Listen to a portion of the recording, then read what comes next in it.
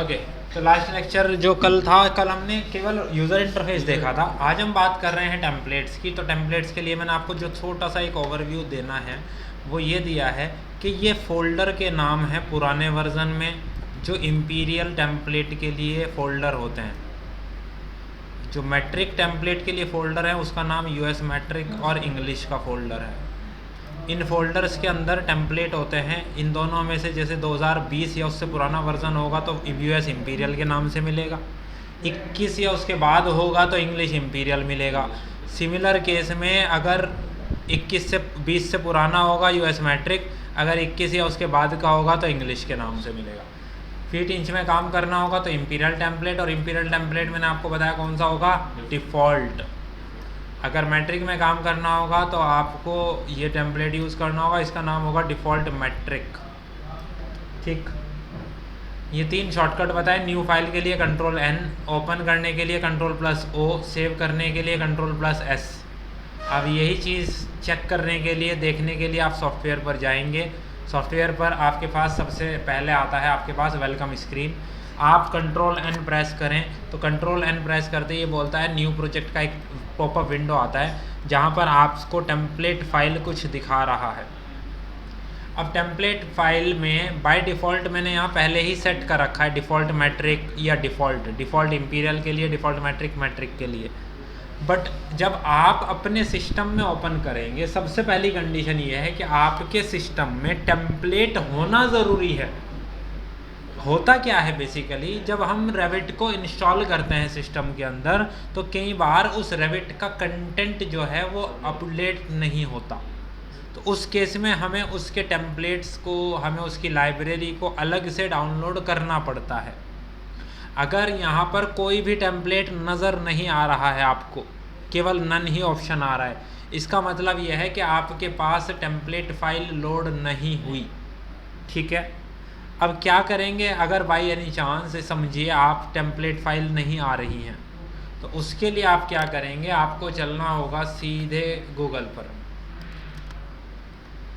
आप सीधे गूगल पर जाइए और गूगल पर जाकर आप लिख दीजिए रेविट, जो भी आपका वर्ज़न है, और लिख दीजिए कंटेंट या लाइब्रेरी, कंटेंट लाइब्रेरी, कुछ भी लिखिए, सर्च करिए। ये देखो लिंक आ जाएगा, ऑटोडेस्क का ऑफिशियल वेबसाइट का लिंक है। आप क्लिक करेंगे तो ये इस तरीके का नीचे कंटेंट आ जाएगा।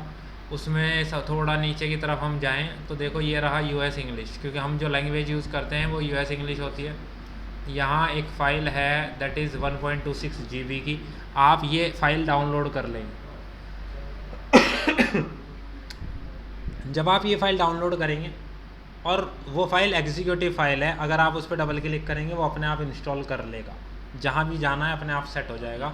इस तरह आपके पास अगर लाइब्रेरी नहीं है तो आ जाएगी। ये डाउनलोड बिल्कुल बिना किसी लॉगिन के सब ऐसे ही डाउनलोड हो जाएगी। तो जब डाउनलोड हो जाएगी आप सिस्टम रीस्टार्ट कर लेना एक बार। अगर आपने लाइब्रेरी इंस्टॉल किया होगा तो एक बार सिस्टम को रीस्टार्ट कर लेना। जब रीस्टार्ट करके रेविट ओपन करेंगे और वापस से न्यू पर जाएंगे तो आपको यहाँ कुछ ना कुछ टेम्पलेट नज़र आएंगे। अगर डिफ़ॉल्ट मैट्रिक या डिफ़ॉल्ट ना आए, लेकिन कुछ तो नज़र आएगा यहाँ पर। अब बात ये आती है कि अगर मेरे डिफ़ॉल्ट मैट्रिक या डिफ़ॉल्ट टेम्पलेट यहाँ पर नज़र ना आए तो हमें क्या करना होगा, कहाँ से मिलेगा। उसके लिए जो मैंने अभी आपको फ़ोल्डर के बारे में बताया, आप ब्राउज़ में जाएंगे तो ये फ़ोल्डर को ब्राउज़ करेगा। सबसे ऊपर देखो यहाँ लिखा है कि इंग्लिश नाम लिखा है। इंग्लिश का मतलब ये मैट्रिक वाला है। अब ध्यान दो, मैंने जो आपको बताया था यहाँ इंग्लिश जो नाम मिलेगा आपको वो मिलेगा मैट्रिक वाले पर। पुराने वर्ज़न में इसका दूसरा नाम मिल जाएगा आपको यूएस मैट्रिक। तो अगर इन दोनों में से कोई भी फ़ोल्डर आपको ऊपर नज़र आए तो आप समझ जाएं उसके अंडर में जो भी टेम्पलेट दिए गए हैं वो कौन से टेम्पलेट होंगे, मैट्रिक टेम्पलेट। और हमें मैट्रिक में से कौन सा यूज़ करना है, डिफ़ॉल्ट मैट्रिक। ठीक, इसी तरह आप रेविट पर देखो, इंग्लिश वाले फ़ोल्डर में आप हैं, यहाँ पर एक डिफ़ॉल्ट मैट्रिक लिखा है, आप इसे सेलेक्ट करके ओपन कर देंगे, यहाँ डिफ़ॉल्ट मैट्रिक आ जाएगा। सेम इसी तरह अगर आपको इम्पीरियल टेम्पलेट यूज़ करना है, आप अगेन ब्राउज़ पर जाएंगे, एक स्टेप अब पीछे आ जाइए तो देखो इंग्लिश इम्पीरियल का एक फ़ोल्डर मिल गया। पुराना वर्जन होगा तो यूएस इंपीरियल का मिलेगा। आप उस पर डबल क्लिक करेंगे, ओपन करेंगे, अंदर आपको मिलेगा डिफ़ॉल्ट टेम्पलेट। तो टेम्पलेट को सेलेक्ट करके ओपन करेंगे तो वो टेम्पलेट सेलेक्टेड हो जाएगा। जो टेम्पलेट्स आप बहुत ज़्यादा फ्रिक्वेंटली यूज़ करते हैं, क्योंकि ये 2 टेम्पलेट ऐसे हो जाएंगे जिनको हमें यूज़ करना होगा बार बार। तो हम ये चाहते हैं बार बार हर प्रोजेक्ट के लिए हम जब भी न्यू पर आएँ हमें बार बार ब्राउज़ ना करना पड़े। तो उसके लिए जिस तरह मैंने यहाँ ड्रॉप डाउन में ही दोनों को सेट कर रखा है, आपको ड्रॉप डाउन में दिखाएगा बट ये वाले टेम्पलेट नहीं दिखाएगा। तो अगर आप टेम्पलेट यहाँ ड्रॉप डाउन में सेट करना चाहते हैं तो आप उनको कस्टमाइज़ कर सकते हैं अपनी नीड के अकॉर्डिंग। तो अब हम लोग ये सीखने जा रहे हैं कि कैसे हम लोग टेम्पलेट्स को यहाँ सेट करते हैं। उसके लिए आप क्या करना है, आपको अपने होम पर जाना है। होम पर जाने के लिए 2 तरीके हैं, या तो आप कंट्रोल के साथ डी प्रेस कर दीजिए, शॉर्टकट होता है कंट्रोल डी, या आप ऊपर जाकर यहाँ होम पर क्लिक कर दीजिए। जैसे ही क्लिक करेंगे वेलकम स्क्रीन डिसेबल हो जाएगा। उसके बाद आपको जाना है फाइल के अंदर आपको मिलता है नीचे ऑप्शंस। आप ऑप्शंस पर क्लिक करेंगे, एक ऑप्शंस का विंडो ओपन हो जाएगा। इस ऑप्शन वाले विंडो में आप नीचे की तरफ आएंगे तो यहाँ एक ऑप्शन होता है फाइल लोकेशन। फाइल लोकेशन पे आप क्लिक करेंगे तो यहाँ जो टेम्पलेट एडिड हैं वही टेम्पलेट वहाँ आपको दिखाई देते हैं। जैसे मान लो डिफ़ॉल्ट मैंने यहाँ से हटा दिया, डिफ़ॉल्ट मैट्रिक मैंने यहाँ से हटा दिया क्योंकि मैंने बोला बाय डिफ़ॉल्ट होता भी नहीं है। अब ओके करता हूँ, मैं वापस आपको वहाँ लेकर जाता हूँ। आप न्यू पर जाएंगे तो देखो यहाँ नहीं दिखा रहा ना डिफ़ॉल्ट है ना डिफ़ॉल्ट मैट्रिक है। अब मुझे वो यहाँ ऐड करने हैं तो फिर से देखो होम पर जाएंगे, फाइल में जाएंगे, ऑप्शन में जाएंगे, यहाँ से फाइल लोकेशन पे जाएंगे, यहाँ ऐड करने हैं तो प्लस का साइन यहाँ है, ऐड करिए। ऐड करते ही फ़ोल्डर खुल गया इंग्लिश इंपीरियल। यहाँ से मुझे डिफ़ॉल्ट चाहिए, डबल क्लिक, डिफ़ॉल्ट ऐड हो गया। फिर ऐड किया, एक स्टेप पीछे आया, मैट्रिक भी चाहिए तो इंग्लिश वाला फ़ोल्डर, यहाँ पे मिला डिफ़ॉल्ट मैट्रिक, डबल टैप किया, ऐड हो गया। अब इसको मुझे ऊपर की साइड भी मूव करना है। अगर मैंने डिफ़ॉल्ट मैट्रिक को सेलेक्ट करके ऊपर की तरफ मूव किया तो देखो डिफ़ॉल्ट मैट्रिक ऊपर जा रहा है। फिर मैंने डिफ़ॉल्ट को सेलेक्ट किया, मैं इसको मूव कर रहा हूँ, ऊपर आ गया। जो सबसे टॉप पर होगा बिना सेलेक्ट किए वो ऑटोमेटिकली सेलेक्टेड होगा, जो भी पहले नंबर पे होगा। जैसे पहले नंबर पे क्या है, डिफ़ॉल्ट मैट्रिक। अगर आप ओके करते हो, वापस वेलकम स्क्रीन ऑन करते हो, न्यू पर जाते हो तो कौन सा बाय डिफ़ॉल्ट सेलेक्टेड है, डिफ़ॉल्ट मैट्रिक। क्यों? क्योंकि वो पहले नंबर पे है। अगर आपको इंपीरियल टेम्पलेट चाहिए तो अब आप यहाँ पे ड्रॉप डाउन में जाएंगे, यहाँ पे से डिफ़ॉल्ट को सेलेक्ट कर लेंगे तो बस अब आपका काम ड्रॉप डाउन से ही हो जाएगा।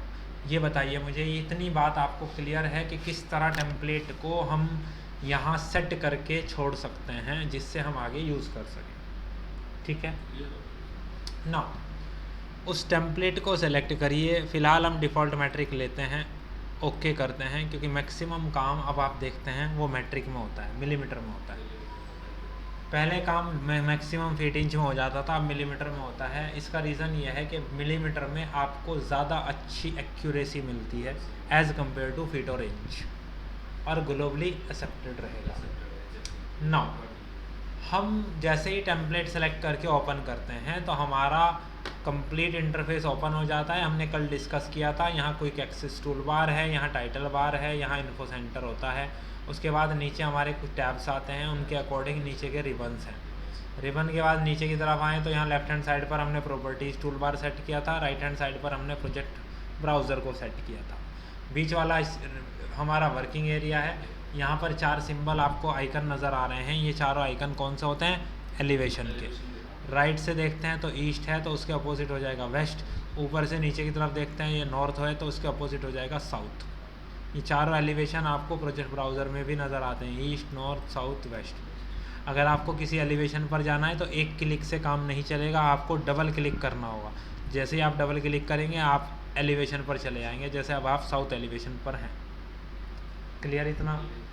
वापस से फ्लोर प्लान पर जाना है तो कौन से फ्लोर प्लान पर, लेवल 1 पर। फ्लोर प्लान जैसे ground floor, first floor, second floor, वो सारे हमारे कौन से होते हैं, फ्लोर प्लान।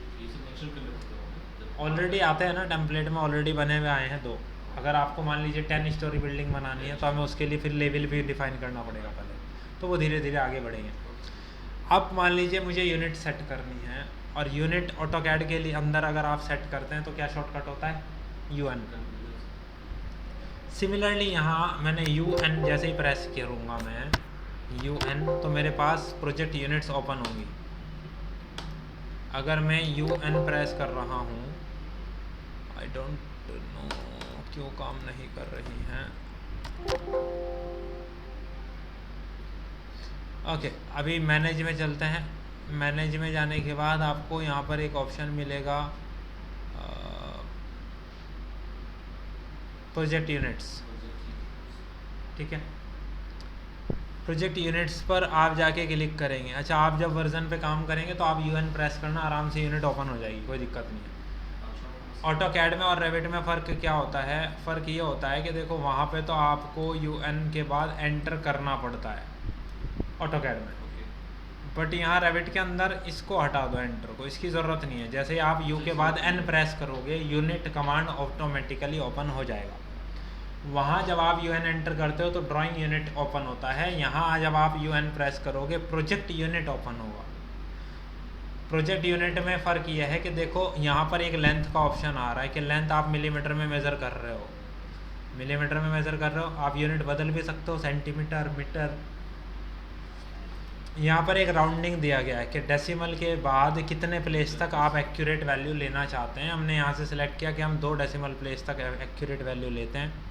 यूनिट का जो सिंबल है वो mm हमें यूज़ करना है। लेंथ के लिए सेटिंग हो गई।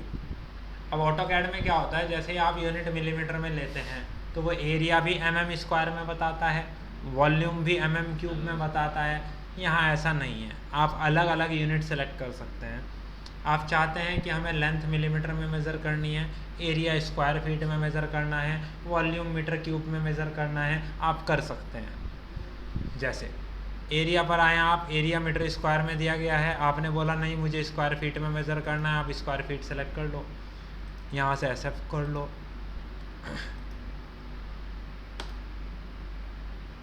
एरिया हो गया स्क्वायर फीट में। फिर तीसरा ऑप्शन आता है वॉल्यूम। सबसे नीचे देखो वॉल्यूम है, वॉल्यूम ऑलरेडी मीटर क्यूब में है और सपोज़ हमें क्यूबिक मीटर में ही चाहिए, 2 डेसिमल प्लेस तक। ओके कर दिया आपने, ओके कर दिया तो हमारी यूनिट सेट हो गई कि लेंथ मिलीमीटर में है, एरिया स्क्वायर फीट में है और वॉल्यूम मीटर क्यूब में है। यूनिट सेट हो गई। यूनिट सेट करने के बाद आप किसी भी एलिवेशन पर जा सकते हैं। यूनिट सेट किया आपने, मतलब ये ड्राइंग जो भी हम लाएंगे वो क्या मेजर कर लेंगे अपने से, या फिर क्या जस्ट ये हमने ड्राइंग बनाने के लिए यूनिट सेट किया होगा? अभी तो हम बस सेट करना बता रहे हैं। यहाँ केवल एक ही जगह होता है सेट। ऐसा नहीं ऑटोकैड की तरह पहले UN एंटर करो फिर D एंटर में जाके अलग से करो सेटिंग। यहाँ ऐसा नहीं है, इसीलिए मैंने बोला वहाँ ड्राइंग यूनिट कहलाता है, यहाँ प्रोजेक्ट यूनिट है। प्रोजेक्ट का मतलब पूरे प्रोजेक्ट यूनिट एक ही बार में सेट हो जाएगी, आपको अलग अलग जगह जाने की ज़रूरत नहीं होगी। यही बनाने के लिए भी काम आएगी, यही मेज़र करने के लिए भी काम आएगी। जब दोनों यूनिट सेट हो गई, अब आप किसी भी एलिवेशन पर जाएं, जैसे हमने साउथ ओपन किया था तो आप देख सकते हैं अब डेसिमल के बाद 2 प्लेस तक वैल्यू बता रहा है और mm लगा हुआ है आगे वैल्यू। जब आप किसी एलिवेशन पर आते हैं, जैसे साउथ एलिवेशन है, अब आप ये बताइए बिल्डिंग की हाइट आपको कहाँ से दिखती है? बाहर से दिखती है कि बिल्डिंग में अंदर घुस जाने के बाद दिखती है बिल्डिंग की हाइट? बाहर से दिखती है, क्योंकि आप जब बिल्डिंग में जाएंगे जिस फ्लोर पर आप होंगे केवल उसी फ्लोर की बिल्डिंग दिखाई देगी। अगर आपको बिल्डिंग देखना है, आपको बाहर जाना होगा, बाहर जाकर किसी भी डायरेक्शन से, अगर मान लीजिए कहीं सेंटर पे है, चारों तरफ स्पेस है या चारों तरफ रोड है, आप किसी भी डायरेक्शन में जाकर देख सकते हैं बिल्डिंग की हाइट। इसी तरह आप चारों में से किसी भी एलिवेशन पर जा सकते हैं, आपको ये लेवल नज़र आएंगे। बेसिकली बताने का मकसद ये है कि लेवल हम यूज़ करते हैं हाइट को डिफ़ाइन करने के लिए।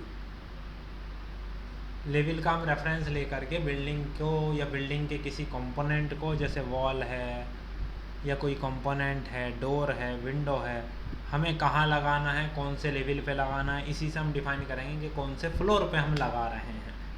अगर विंडो लगा रहे हैं तो हमें पता है बिल्कुल नीचे तो मिलेगी नहीं ज़मीन से, थोड़ा बहुत उसके अंदर एक सिल हाइट होती है, वो सिल हाइट कितनी होती है ये, और कहाँ से आप उसे मेज़र कर रहे हो, तो हर चीज़ का रेफरेंस लिया जाएगा with the help of level. जब भी हाइट की बात आएगी वहाँ लेवल का यूज़ होगा। अब 2 लेवल यहाँ ऑलरेडी बने हुए आ गए। मान लीजिए आपको 2 लेवल 3 लेवल और बनाने हैं। सबसे पहली चीज़, मान लीजिए अगर इन दोनों के बीच की मैं हाइट देखूँ तो अप्रोक्स 4 मीटर का गैप है, और हम लोग जो स्टैंडर्ड हाइट लेते हैं इन जनरल वो 3 मीटर लेते हैं, यानी कि 3000 mm लेते हैं। आप यहाँ पर जा सकते हो, ये जो वैल्यू लिखी है पहला क्लिक दूसरा क्लिक, ये एडिटेबल हो गया। आपने 4000 की जगह 3000 लिखा, एंटर करा, एंटर करते ही वो 3000 पे मूव हो गया। खाली टेक्स्ट एडिट नहीं हुआ है, एक्चुअली में लेवल भी नीचे आ गया। आप लेवल को रीनेम करने जा रहे हैं, लेवल 1 पे क्लिक करिए पहला, दूसरा आप यहाँ बता दीजिए ROUND, ये ग्राउंड है मान लीजिए, आप यस करिए तो लेवल 1 फ्लोर प्लान में भी ग्राउंड हो गया, सीलिंग प्लान में भी ग्राउंड हो गया। अगर जो ऑप्शन आया था यस और नो, अगर आप नो करते तो केवल फ्लोर प्लान में ग्राउंड होता, सीलिंग में लेवल 1 ही रह जाता, फिर वो कन्फ्यूज़न करता। ये ग्राउंड लेवल जहाँ से शुरू हो रहा है, यहाँ से मान लीजिए ऊपर की तरफ फर्स्ट लेवल शुरू होता है।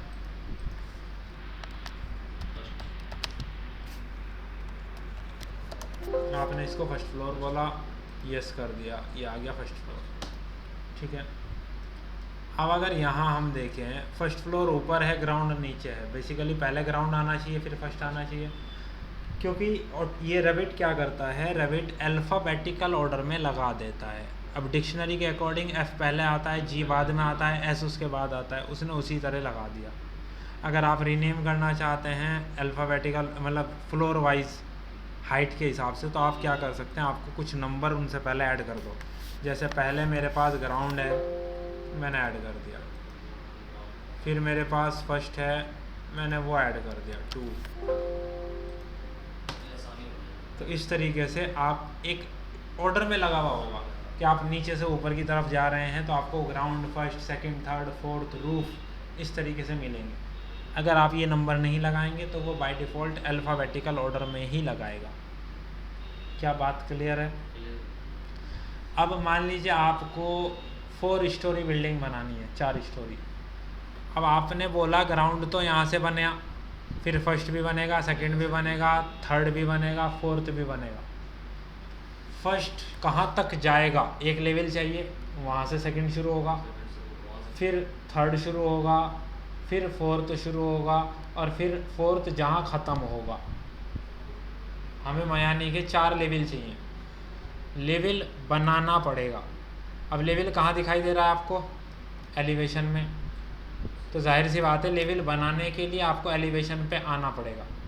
अगर आप सोचें आप फ्लोर प्लान पर हो, जब लेवल दिख ही नहीं रहा तो बनेगा भी नहीं।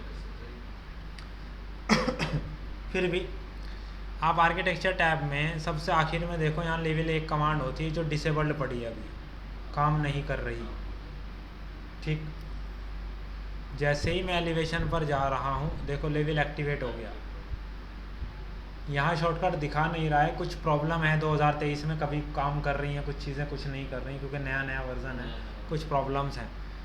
बट मैं आपको बता देता हूँ, अगर आप लेवल कमांड यूज़ करना जाएंगे, जैसे मैं यहाँ लिख देता हूँ हमने क्या यूज़ किया।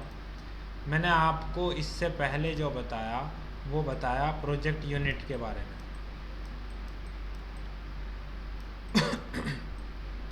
प्रोजेक्ट यूनिट के बारे में मैंने आपको बताया, उसका शॉर्टकट होता है UN। उसके बाद अब हम बात कर रहे हैं लेवल की, तो लेवल हेडिंग डाल के उसमें क्लियरली लिख दीजिए कि अगर आपको लेवल बनाना है तो आपको एलिवेशन पर जाना होगा।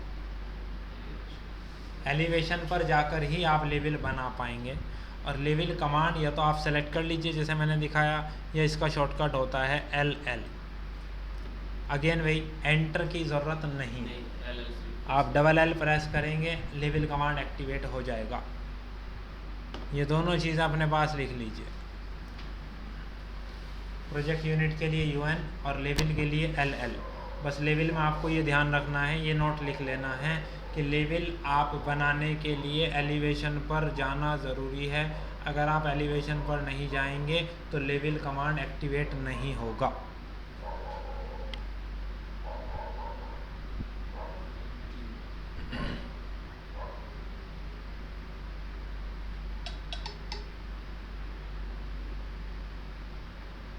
क्लियर है?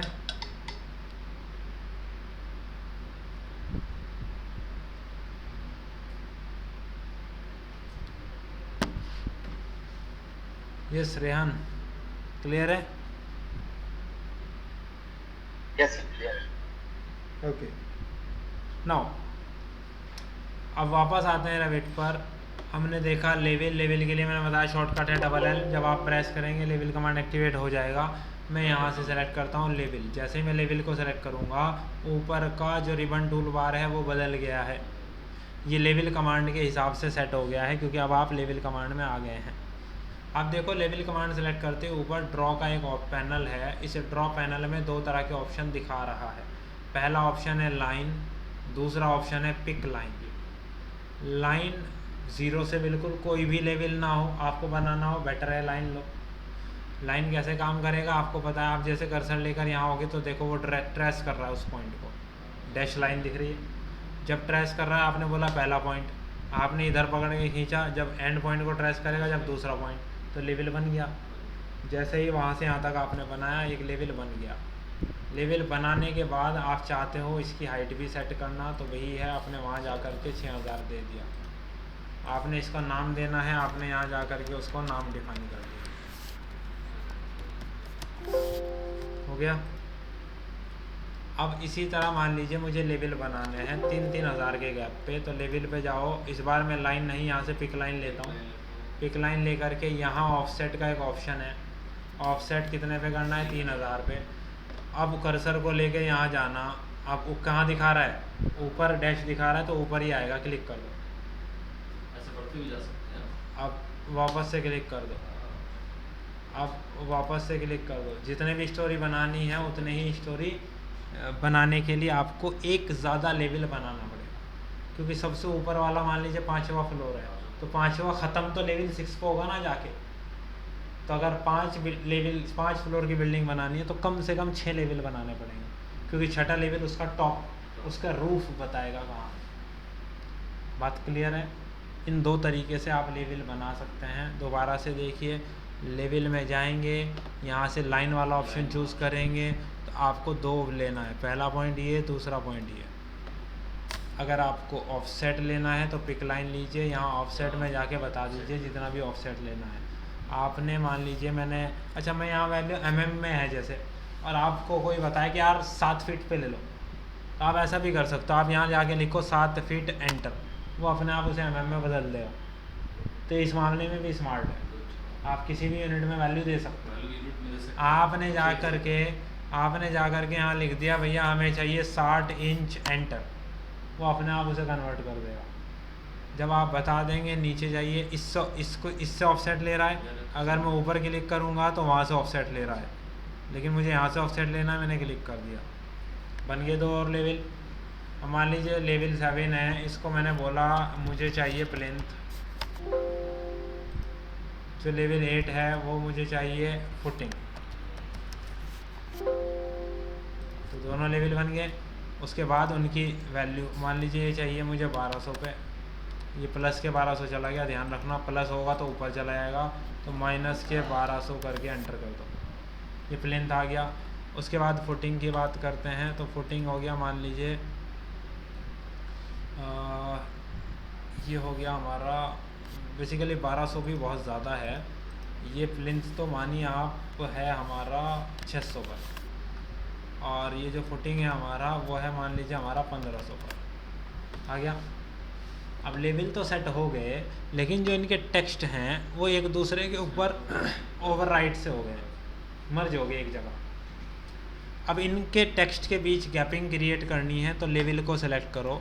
सेलेक्ट करने के बाद बहुत छोटा सा यहाँ एक ऑप्शन आता है, ऐड एल्बो, इस पर क्लिक करो। मैं इसे थोड़ा सा एक्सपेंड कर रहा हूँ, फिर सेलेक्ट किया, यहाँ पे क्लिक किया, थोड़ा सा उसे नीचे की तरफ ड्रैग किया।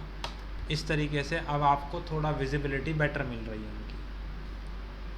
इस तरीके से आप लेवल बना सकते हैं। और मैंने रीनेम के बारे में बता दिया, सीरीज़ में लगानी है तो 1 2 3 ऐड कर दो, उसी के हिसाब से यहाँ ऑर्डर आ जाएगा। ठीक है। अब मान लीजिए आप जिस कंपनी में काम कर रहे हैं वहाँ ज़्यादातर 4 स्टोरी 5 स्टोरी बिल्डिंग ही आती हैं, तो मतलब आपको इतने लेवल की ज़रूरत लगभग हर प्रोजेक्ट में पड़ेगी। और जो यूनिट हमने सेट की हैं उन यूनिट्स की भी हमें बार बार ज़रूरत पड़ेगी हर प्रोजेक्ट के लिए। तो ये सेटिंग मुझे बार बार करनी पड़ेगी, क्योंकि टेम्पलेट में तो ये सेटिंग है नहीं, ये लेवल फिटिंग ना ये लेवल बने हुए हैं ना यूनिट्स हैं। ये तो मैंने इसी प्रोजेक्ट में काम किया ना बस। लेकिन अगर मैं चाहूँ आगे जितने भी प्रोजेक्ट्स हैं मुझे इतने नंबर ऑफ़ लेवल्स और मेरी यूनिट्स सेट हुई हुई मिले बाय डिफ़ॉल्ट, मैं आगे का काम शुरू करूँ बस डायरेक्ट। ये काम मुझे बार बार हर प्रोजेक्ट में रिपीट ना करना पड़े, क्योंकि सेम है हर प्रोजेक्ट के लिए। एक दो लेवल और ऐड करना है या घटाना है तो मैं ऐड कर सकता हूँ या डिलीट कर सकता हूँ, लेकिन एटलीस्ट इतना तो मिले। तो आप क्या, मैंने सेव करने के लिए क्या बताया, कंट्रोल एस। कंट्रोल एस से सेव करेंगे तो क्या सेव होगा, रेविट का प्रोजेक्ट। लेकिन मुझे तो टेम्पलेट सेव करना है ताकि हर बार मुझे ये स्टैंडर्ड बना बनाया मिले। तो मैं क्या करूँगा, नीचे एक फ़ाइल टाइप का ऑप्शन है, वो प्रोजेक्ट फाइल है, मैं वहाँ क्लिक करके बोलूँगा मुझे इसको एज ए टेम्पलेट सेव करना है। जैसे ही मैंने नीचे टेम्पलेट सेलेक्ट किया तो ऊपर इंग्लिश वाला फोल्डर खुल गया। अब आपको पता है इंग्लिश में क्या होता है, मैट्रिक। अब आपने जो यूनिट सेट करी हैं, जो काम किया, ये आप मैट्रिक के लिए ही करना चाहते हैं, आप इंग्लिश के ही फोल्डर में सेव कर दो। या आप एक स्टेप पीछे आओ, यहाँ अपना एक नया फोल्डर बना लो, जैसे मैंने अपने नाम से बना दिया मैं तो। अब मैं यहाँ सेव करना चाह रहा हूँ कि भैया ये मेरा MM का टेम्पलेट हो गया, MMTEMP टेम्पलेट। ऑप्शन में जाना, ये 20 बैकअप फाइल बन सकती है इस टेम्पलेट की। मुझे तो नहीं चाहिए बैकअप बार बार, ये तो एक ही टेम्पलेट चाहिए। तो 1 पे क्लिक करके 1 सेलेक्ट करके ओके कर दो और उसे सेव कर दो। तो ये मिलीमीटर के लिए हमारा एक टेम्पलेट सेट हो गया, जिसमें मुझे मेरी यूनिट मुझे पता है, लेंथ मिलीमीटर में है, एरिया स्क्वायर फीट में है, वॉल्यूम मीटर क्यूब में है, और लगभग 8 लेवल बने बनाए हैं। सब काम सेट है। अब जब भी मुझे नया काम करना होगा तो बस मैं उस टेम्पलेट को चूज़ करूँगा और आगे का काम शुरू। समझ गए? तो मैंने अपना टाइम सेव कर लिया आगे के लिए, फ्यूचर के लिए। सेट करने के बाद बस इसे बंद कर दो, क्योंकि काम थोड़ा ना करना है, आपने तो टेम्पलेट बनाया है, क्लोज कर दिया। अब दोबारा जाइए न्यू। अब मुझे टेम्पलेट चाहिए अपना, वो तो टेम्पलेट यहाँ है नहीं, तो मुझे ब्राउज़ में जाना होगा, एक स्टेप पीछे जाना होगा, अपने फोल्डर में जाऊंगा, अपना टेम्पलेट सेलेक्ट करूंगा, ओपन करूंगा, ओके करूंगा। तो बाय डिफ़ॉल्ट मेरा सारा काम सेट मिलेगा, लेवल्स भी सेट हैं, और किसी भी वैल्यू पर जाकर UN में प्रेस करूंगा, जैसे यहाँ शॉर्टकट अभी काम कर नहीं रहा है, तो प्रोजेक्ट यूनिट को मैं खोलूँगा तो देखो लेंथ मिलीमीटर में 2 प्लेस तक है, एरिया स्क्वायर फीट में 2 प्लेस तक है, और वॉल्यूम मीटर क्यूब में 2 प्लेस तक है, यानी कि सब काम सेट है। इसका मतलब यह है कि बाय डिफ़ॉल्ट एक बार अपनी सेटिंग करके उसको एज ए टेम्पलेट सेव कर दो, और बस हमेशा उस टेम्पलेट को सेलेक्ट करके ओपन करो, आगे का काम शुरू। क्लियर है बात? ये सारी चीज़ें मतलब करनी नहीं पड़ेगी दोबारा। ठीक है रेहान, इतना काम आपने आज करना है, टेम्पलेट बनाना आपको सीखना है, सेटिंग करके अपने अकॉर्डिंग, और उसको सेव करके छोड़ देना, ताकि कल से उस पर काम किया जा सके। चलिए मैं इस फाइल को बंद करता हूँ। ये एक टेम्पलेट फाइल है, आप लोगों को का जो मैंने ग्रुप बनाया है उस ग्रुप पर